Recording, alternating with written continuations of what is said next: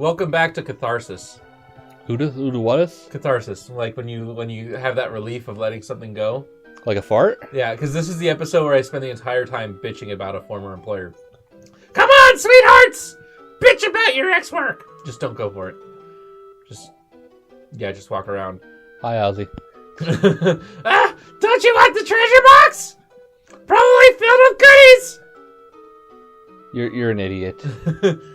Found the treasure! Oh no! Oh no, he died! Ozzy stumped! No, you're a pickle. Out of here! Again. Yep. And now we get the treasure. It's treasure. Yay, a full ether. And it's me coughing because I had sour things.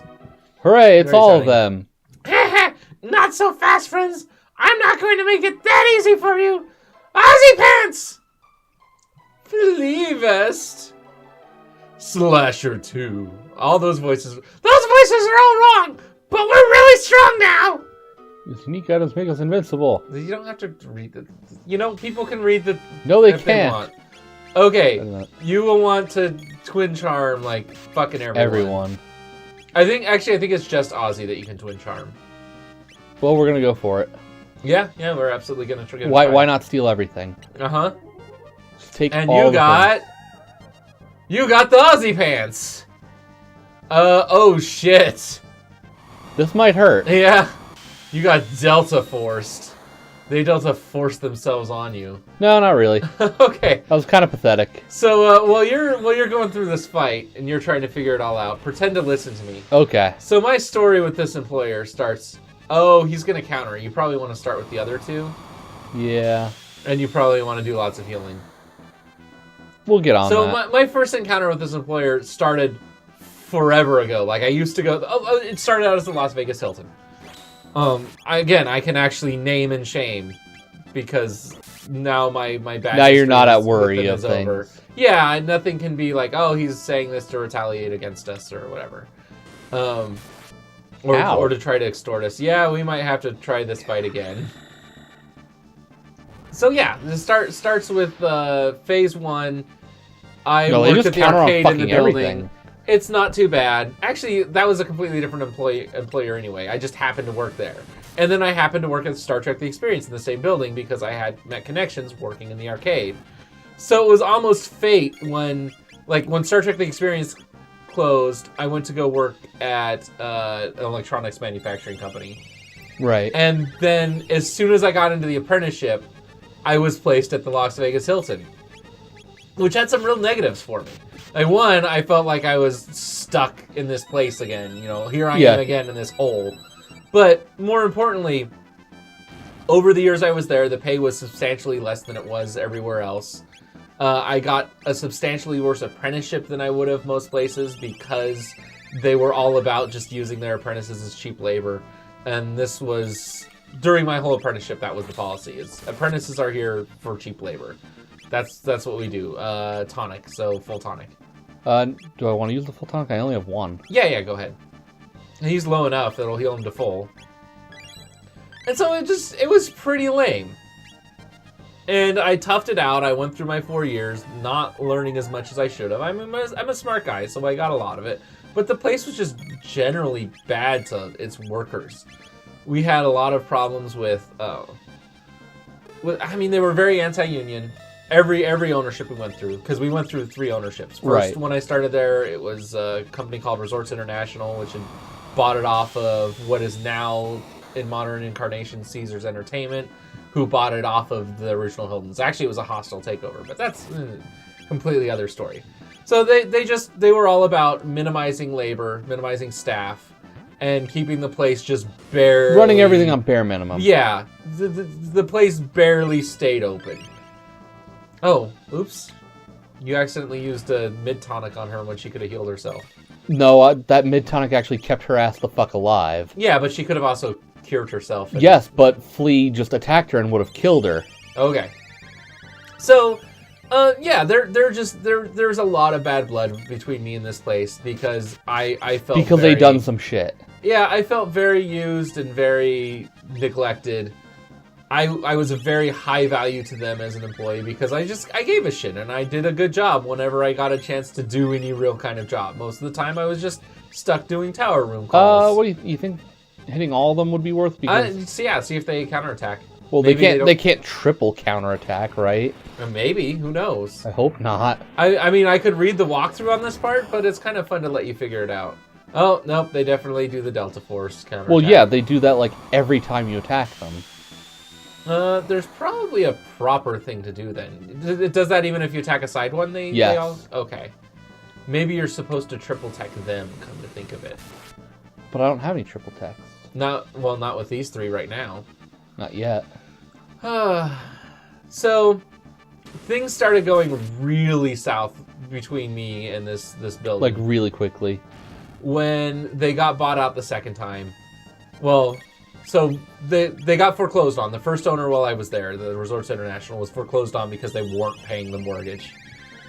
And so Goldman Sachs, that Goldman Sachs, owned the note on they did the loan. They loaned them the money.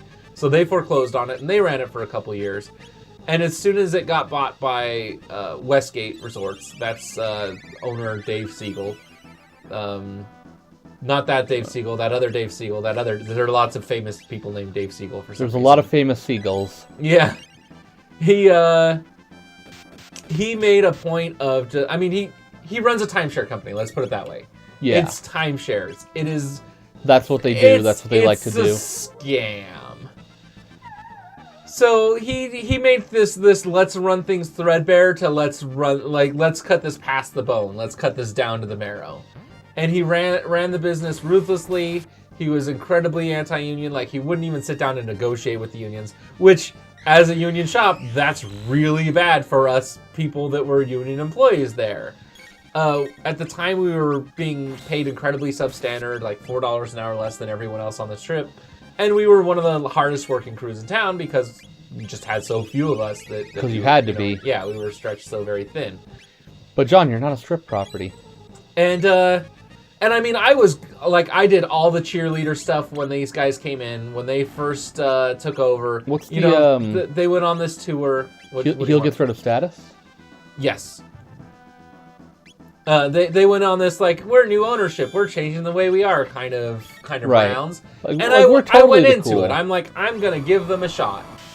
I'm going to give them the chance. See what we can do with these guys. And don't worry, this won't be my only story. I have lots of little stories about working in this place. So this is just the grand overview. This is just scratching the surface. Yeah. So after 2 years of the new ownership owning us, maybe it was a year and a half, and they would just refused to negotiate. Our contract had been expired for years when they took over the building, and they did not want to continue it. Probably. We've stolen all the items now. Hooray! Does that mean that they can't do shit anymore? Yeah, and so our union leadership had an idea. Like, we're going to we're gonna ball bust. Yeah, we're gonna bust their balls a little bit. I wouldn't say threaten them, and it wasn't really threatening. It was an intimidation. It was more like hey, we know where you make your money. Fucking quit this bullshit of refusing to negotiate. So we handed out these little silly flyers out in front of one of their recruiting stations. So the way that timeshares work is they have these offices set up in popular places where people actually want to be, and they get your attention. You're like, hey, do you want a free movie show, or do you want a free helicopter ride to the Grand Canyon or whatever? And that's you want to go to the Michael Jackson show? Yeah, like they lure you in with something that you actually want, and then they trap you the you. pitch. They trap you for 6 hours and give you the pitch. So we went to one of these offices and just held out this little flyer that was gave this little innocuous piece of information. It's just like, here's how long you have to renege if you decide you don't actually want to buy a timeshare from someone, a company. From a company. It was just the Nevada law on timeshare. These are your rights as someone who is potentially buying a timeshare. It was it was meant to be just a tiny bit antagonistic, and more importantly, it was hey Westgate, come on, deal with us. Fuck.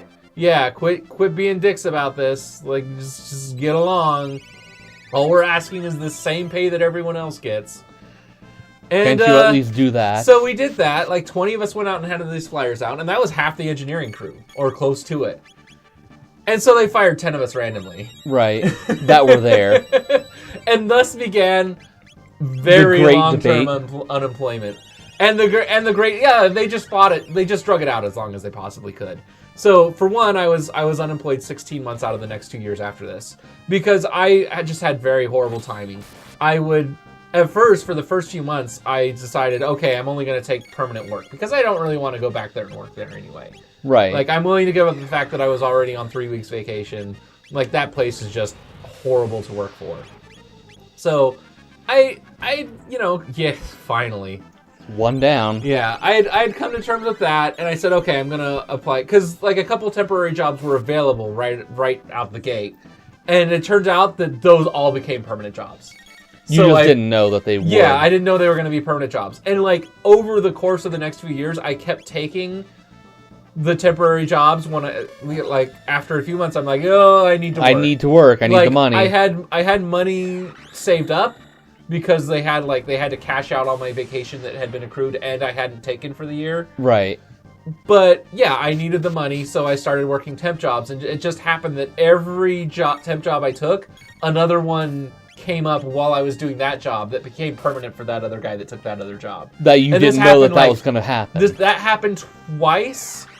Plus that first initial one, there was a permanent job I had taken. And it wasn't actually permanent. It was, we're saving this for a buddy of ours. Oh, it's one of those fake positions. Well, it's one of those, this is, if we were being honest, we would have hired you as a temp, knowing that, our buddy who is in the trade is just, coming back into town in a little while. We have to open this up officially, but we're not planning on giving it to anyone. Yeah, there was one position that I basically had, but the employer decided to give the guy they had fired another chance. I was replacing a guy that had been fired for a drug problem, and they're like, well, we'll give you another chance. And not only that, he got fired again after I didn't get that job, and then we both ended up working in the same place for a few months. So the guy that fucked me over ended up working, and he still works there, by the way. Wow. Yeah, I just had really rotten luck. I really wanted, and I finally did. I'm now working at the MGM Grand. It's probably my best employer I've ever had. I actually like my job.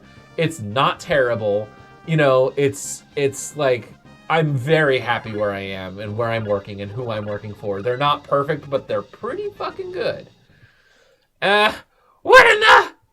You like your job? I mean, I can't believe it. Job. I tolerate my job, and it has its moments. Dash ring is really fucking good. And we want that. Calf. Yeah, equip that. Heal up. Well, I think we no. Yeah. Heal up and equip.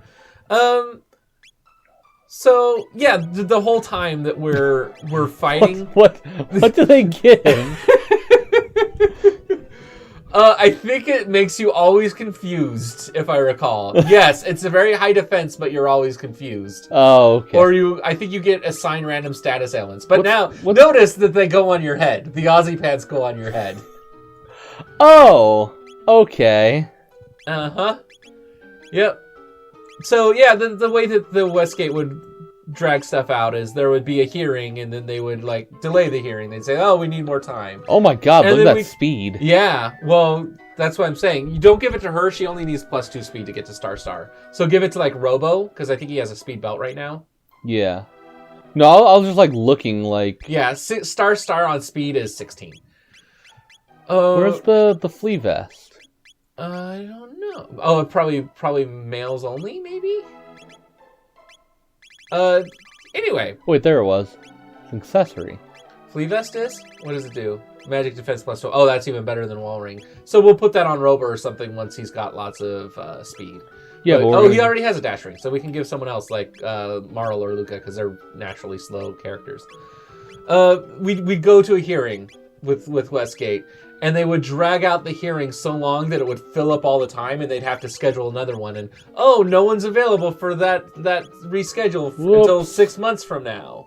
The ruling came in that said, okay, you need to make these guys whole. A year ago, the arbitrator finally came back after 4 months of waiting on the ruling and said, yeah, you need to make everyone whole.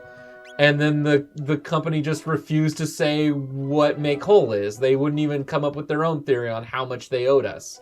You know, They're they just wouldn't like, even say zero. okay, They'd just we'll be get like, there. We can't determine. Anyway, we're gonna finish up our time with Ozzy next time on the branch, and we'll have a completely different topic. Yay.